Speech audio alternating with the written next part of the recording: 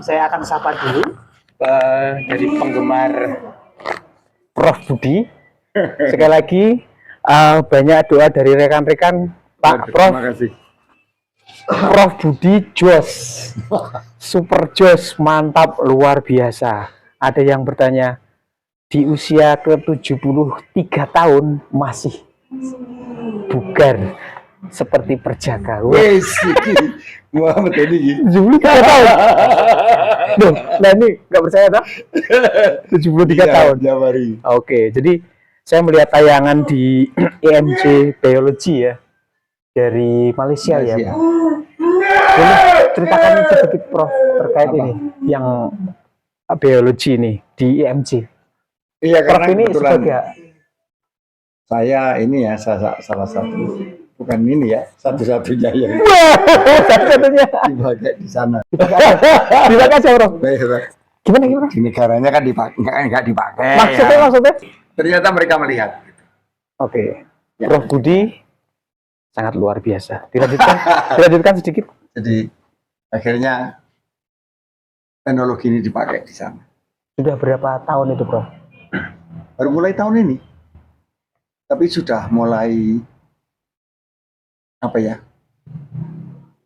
Sudah ternyata dibawa masuk juga ke Indonesia. Karena saya melihat kontennya ini produknya Prof Budi di sana diproduk di satu tempat yang betul-betul higienis ya. Iya. Keren. Iya. Oke, kemudian tidak lupa saya harus menyapa dari TVRI ini ada tayangan Bumi yang Menghidupi, keren sekali. Kemudian dari Bapak Bupati Bolopetani, ya, jadi Bapak Bupati Kabupaten Semarang ini Pak Ngesti Nugroho ini ternyata memang luar biasa peduli sekali untuk pertanian di Kabupaten Semarang khususnya. Kemudian dari Pak Kadis Pertanian Kabupaten Semarang, Pak Edi Soekarno. Apapun itu, beliau juga support sekali dengan pertanian, terutama menuju pertanian organik. Dan tidak lupa saya sampaikan salam ke Poktan, Gapoktan seluruh Nusantara. Satu lagi yang spesial teman kami di Kampung Alpukat Kalibening, Kebon Dalem, Jambu. Nah, saya sedikit harus menyampaikan ke Prof, ini memang banyak pertanyaan dan saya harus menunggu 1 bulan lebih ya Prof. Ditinggal muter-muter sak donya. Prof, gini, ada bisa dijelaskan nggak Prof? Perbedaan yang spesifik enzim biometa yang untuk tumbuhan dan hewan dan yang untuk manusia, bisa diceritakan sedikit? Nggak ada bedanya. Nggak, artinya prosesnya itu kan juga agak terpisah kalau untuk hewan. Iya. Gimana Prof? Kalau untuk hewan sama, untuk tanaman sama. Nah, prosesnya yang membedakan apanya? Tempatnya proses aja, kalau gitu ya. Tinggal higienis ya, lebih higienis ya. Oke. Lebih. Bahannya Sama persis. Nah, ada pertanyaan. Kalau molase, Ya. kan ada salah satu bahannya molase. Ya. Kalau untuk manusia apakah juga boleh? Boleh. Ada kan molase yang food grade. Oh gitu. Syaratnya ini yang salah satu. Kebetulan ada contohnya. Oh gitu. Ini food grade ini. Bisa nggak diganti dengan gula aren bisa? Bisa, tapi kan mahal. Oh gitu. Ya. Karena di beberapa daerah mendapatkan molase susah, Prof. Oh gitu. Tapi gula aren banyak. Iya. Nah, ada pertanyaan juga. Terus kalau misalnya pakai molasenya 1 liter, gula arennya berapa? Sama 1 kilo. Artinya Similar lah. Oke lah. Oke. Jadi ini akan menjawab pertanyaan. Nah, terus ada lagi pertanyaan sekaligus saran. Ini semua dari penggemarnya Prof nih. Ribuan tahun yang lalu tanpa insek, tanpa pestisida, tanpa urea, tanpa NPK. Nah, ketemu nih. Iya. Jadi mereka hidup dari generasi ke generasi tanpa ada rumah sakit. Bisa diceritakan sedikit, Prof? Nah, ini permasalahan nih. Dengan adanya revolusi hijau ya. Iya. Pemakaian, kita gencar pemakaian kimia dan pestisida. Itu yang pertama merusak unsur-unsur biota hidup, biota hidup yang ada di dalam tanah. Sehingga kenapa dulu nenek moyang kita tidak ke sawah, tidak perlu bawa pupuk, tidak perlu, karena siklus sudah terjadi.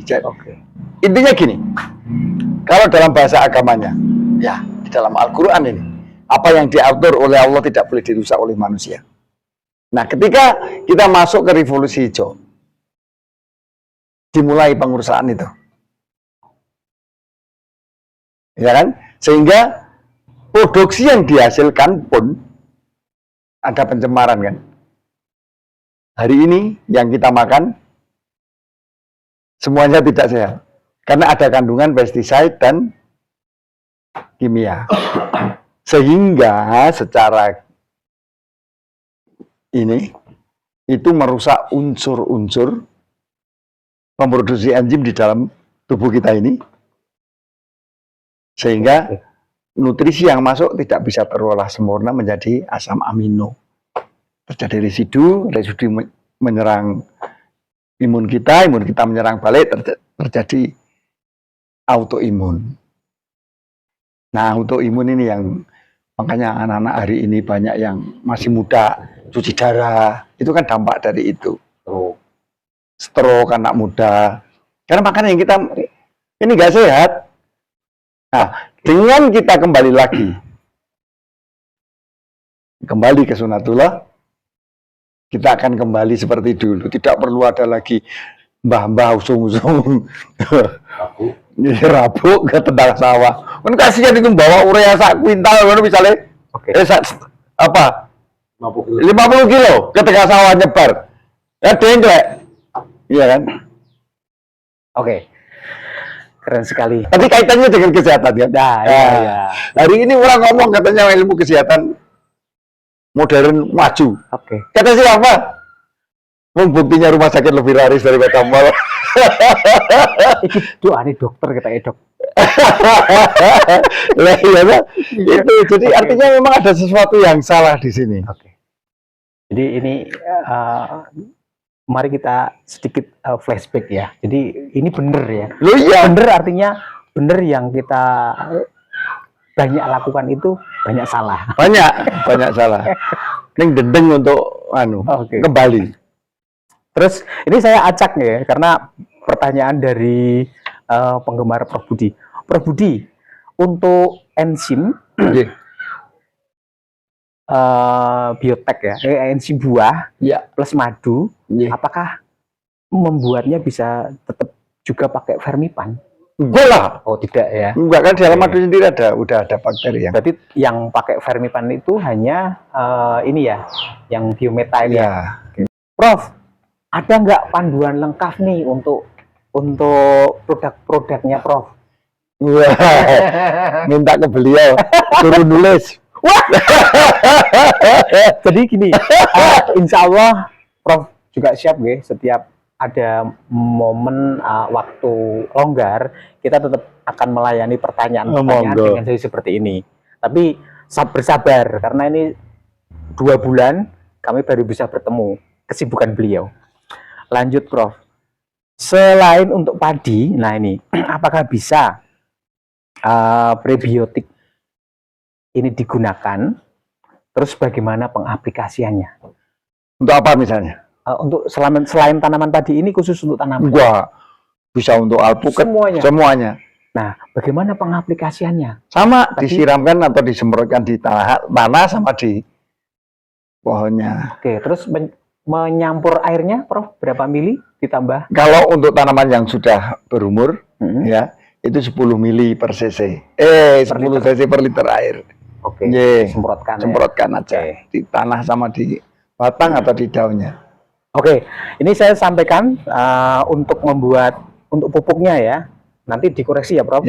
Jadi 10 liter air kelapa, kemudian 10 liter molase.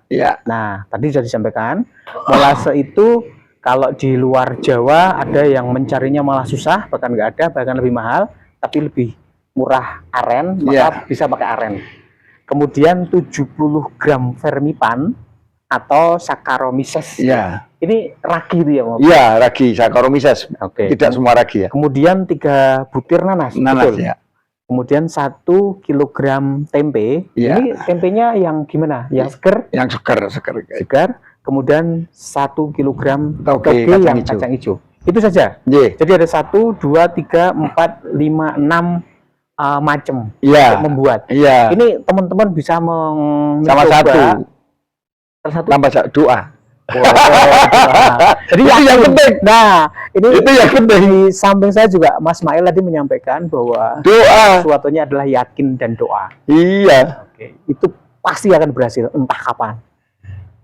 Oke, kita akan lanjut di pertanyaan berikutnya sampai tak catat ini, Prof. Prof Budi ini getol banget menggelorakan organik dan herbal. Boleh dikupas sedikit, Prof? Nah, organik itu pasti karena itu keyakinan yang saya imani. Jadi bertani itu harus bertauhid. Dalam ajaran yang saya imani, di dalam Al-Quran sudah banyak ayat yang menginikan tentang bercocok tanam itu harus organik. Kita terbuat dari saripati tanah dan kewajiban kita untuk memakmurkannya. Wow. Nah, Maksudnya tubuh kita dibuat dari saripati tanah dan kewajiban kita memakmurkannya. Oke, ketika itu Nabi Adam dibuat ya dari tanah ya. Iya, Jadi kewajiban memakmurkannya manusia bukan malah meracun. Dan memakmurkan. segala sesuatu yang sudah diatur sama Allah di bumi tidak boleh dirusak oleh manusia. Organik. Organik. Nah, artinya kita menjalankan sunatullah. Dan karena kita menjalankan sunatullah, pasti kita diawali dengan berdoa ya. Kalau ini kita basmalah ya. Ya. Ketika kita mengucapkan basmalah itu artinya kita yakin bahwa Allah membersamai kita. Oke. Yang pasti Allah sendiri akan ikut menjaga dan merawatnya. Saya yakin itu. Dan alhamdulillah dari sekian banyak grup kita tadi bertauhid, kebetulan ada 16 provinsi ya. Mereka semua meyakini ternyata bener, Prof. Ya pasti bener itu tuturanku sing gawe aku. Oke. Sing gawe Gusti Allah. Oke. Kemudian tentang herbal, Prof. Kalau bicara tentang herbal ini kan tentu yang dikonsumsi kita ketika kita sudah sebagian terkontaminasi. Ya. Ini gimana, Prof? Obat-obat kimia pun awalnya kan dibuat dari saripati herbal. Awalnya. Loh iyalah. Terus Unsur-unsur ketika kimianya. berjalan, Iya, berjalan akhirnya ada sintetik itu beda lagi gitu ya. Artinya apa? Karena gini, semua unsur herbal, semua daun-daunan ini iya. pasti mempunyai kandungan yang namanya flavonoid, antioksidan. Jadi semua sebetulnya berpotensi untuk kesehatan kita. Semua. Saya heran, saya kagum dengan Cina ya. Makanya saya ini kenapa Rasulullah memerintahkan kita belajarlah ilmu sampai ke negeri Cina. Karena satu negeri yang tidak menyia-nyiakan alam itu Cina. Orang lain menganggap itu hama, itu tanaman pengganggu, enggak. Mereka olah, mereka teliti. Semuanya bermanfaat. Semuanya bermanfaat. Dan memang semua tanaman bermanfaat. Tidak ada satupun ciptaan Allah yang sia-sia. Insya Allah. Herbal. Herbal. Akhirnya Prof Budi ini juga namanya sama Budi. Beliau Budi Harjo. Akhirnya Prof Budi ini juga membuat ramuan-ramuan gitu ya, Prof. Iya. Nah, kita proses lagi. Berapa banyak macam itu, Prof? Waduh. Yang tercatat mungkin 76 ya. Nah, sedikit, Prof. Yang tren itu tentang bawang hitam madu yang bio apa? Yang bio BHP. Nah, Ya. itu boleh dikupas habis, Prof. Sebetulnya yang paling bagus menurut saya Iya. itu biometa. Biometa yang Yang awal. Yang iya, Oh, yang karena dia dari- menyeluruh ininya. Yang dari bahan tadi itu? Iya, Oh, hanya orang kan selalu ini bahwa lebih spesifik ya. Padahal kalau menurut saya nih, Ah. yang paling lebih ini oke. Yang biometa tadi itu bisa untuk makhluk hidup, hewan, tumbuhan, juga manusia. manusia, Prof? ya. Hanya saja prosesnya ya. Ya, prosesnya harus di tempat yang bersih, tidak ditong-tong gitu. Oke. Jadi sahabat desa, sahabat kreasi ini juga bisa membuatnya sendiri, dikonsumsi sendiri atau diaplikasikan untuk tanaman.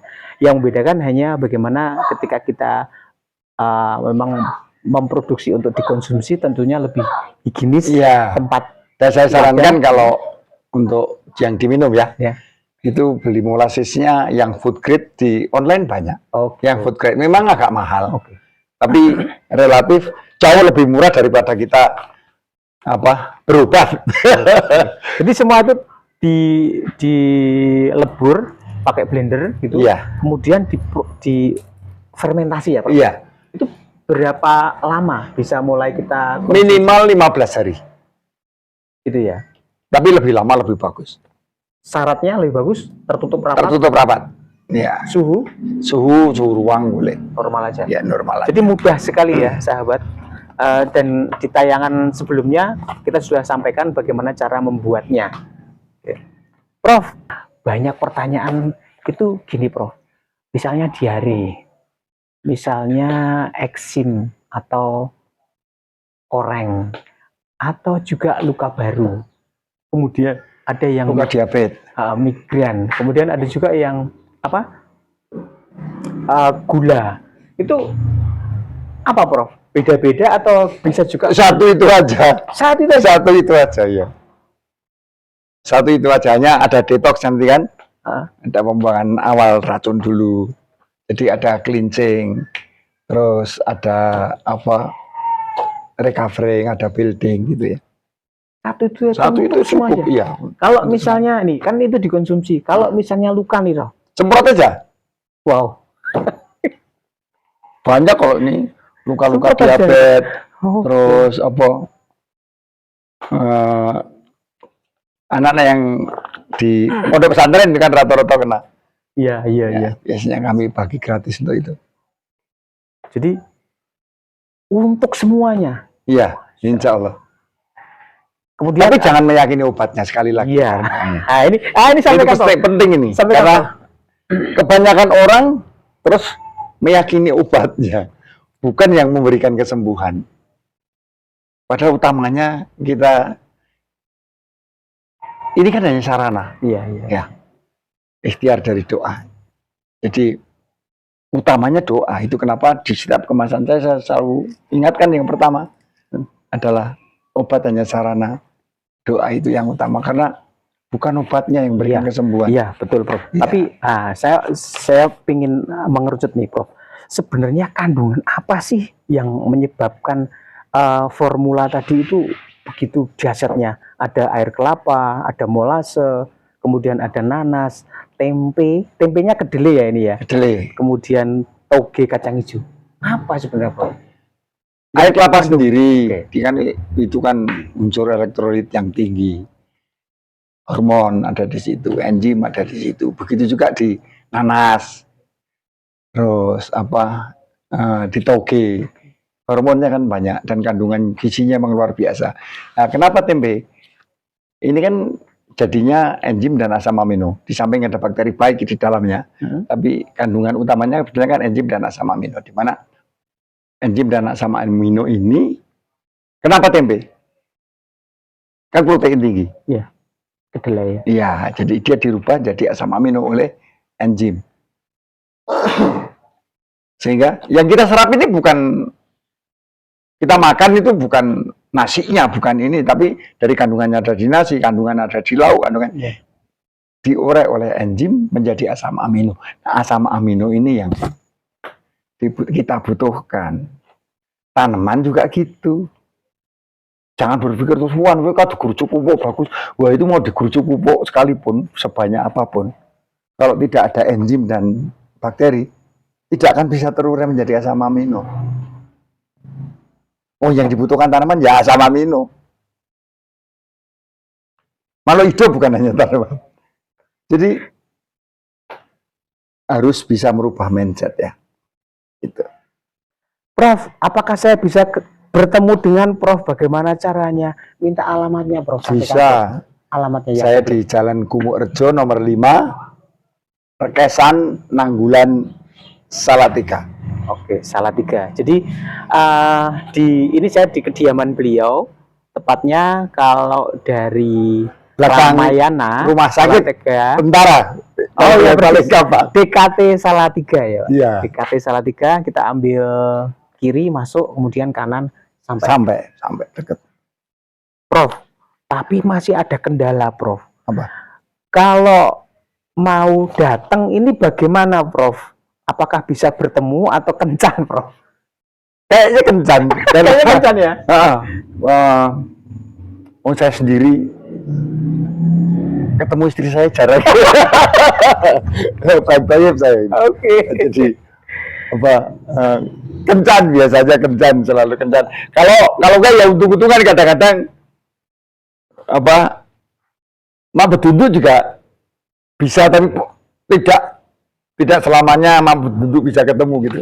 Oke, kencan bisa lebih baik. Tadi kan lebih banyak kita mengupas tentang biometa. Yang madu bawang hitam, Prof. Iya. Bisa disampaikan ini, Prof? Oh bisa, itu kan bawang Iya. itu kan ada kandungan namanya alisin ya. Oke. Di mana alisin ini mampu mengurai penyumbatan dan macam-macam ininya. Banyak. Mungkin nanti yang pemirsa ini bisa lihat Google lah paling tidak. Yang bio itu ya. Iya. Yang Apa itu alisin? Oh iya. Ya, karena utamanya di bawang ini alisin. Jadi ada satu unsur yang namanya alisin. Yang ini dia bisa muncul kalau bawang itu dirusak. Jadi kalau Anda makan bawang hitam dilek, enggak ada gunanya.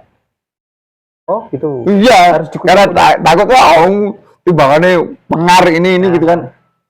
Dilek wae. Ini percuma. Karena tidak pecah alisinnya. Jadi pengarnya itu harus dikunyah-kunyah. Iya, harus dikunyah. Biar muncul alisinnya, kandungan unsurnya yang kita butuhkan. Bang Mail, monggo statement atau pertanyaan apa? Mumpung pertama kali ketemu, kayaknya nih, tadi apa? Musuh ketemu musuh, idealis ketemu idealis. Silakan.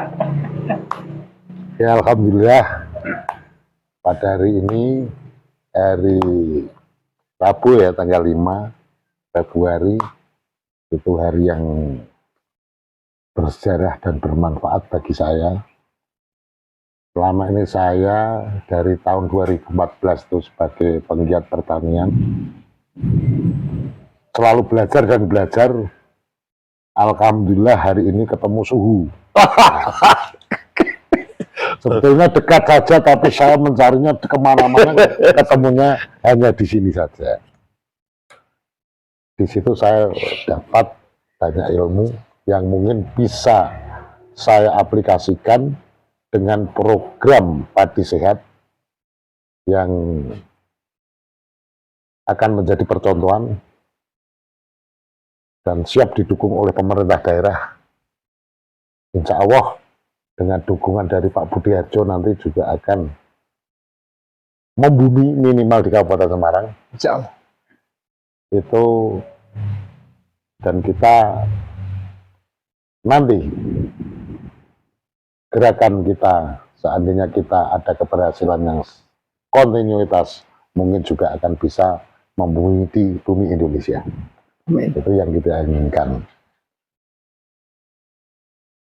Dengan aplikasi ini, saya dulu itu berpikirnya adalah masih sederhana sekali, Prof. Jadi karena kebodohan saya punyanya hanya semangat. Jadi tapi lambat laun kita juga akan menemukan titik temu. Ya. Itu yang kita yakini. Dari awal saya bertani, saya prihatin dengan kerusakan lingkungan. yang disebabkan oleh pupuk kimia dan pestisida itu di daerah kami sebagai percontohan itu sudah rusak, yang mana produk pertanian sudah bukan menjadi impian lagi karena tanah rusak, hasil dari pertanian itu sedikit. Nggak cucuk. Ini saya cerita bahwa dulu waktu depan Balung Gajah itu anakan paling 15 itu paling subur. Alhamdulillah setelah kita mengurangi kimia itu sudah bisa di atas 20, 40, 30, 40 lah sekarang. Dan terjadi peningkatan hasil dari petani. Itu pun masih dalam konteks kita isih rodok rekoso, Prof. Ya. Karena belum ketemu sampean ini. Alah. Kita rekoso dengan mengaplikasikan pupuk kandang yang setiap kali panen kita selalu kucurkan 5 truk.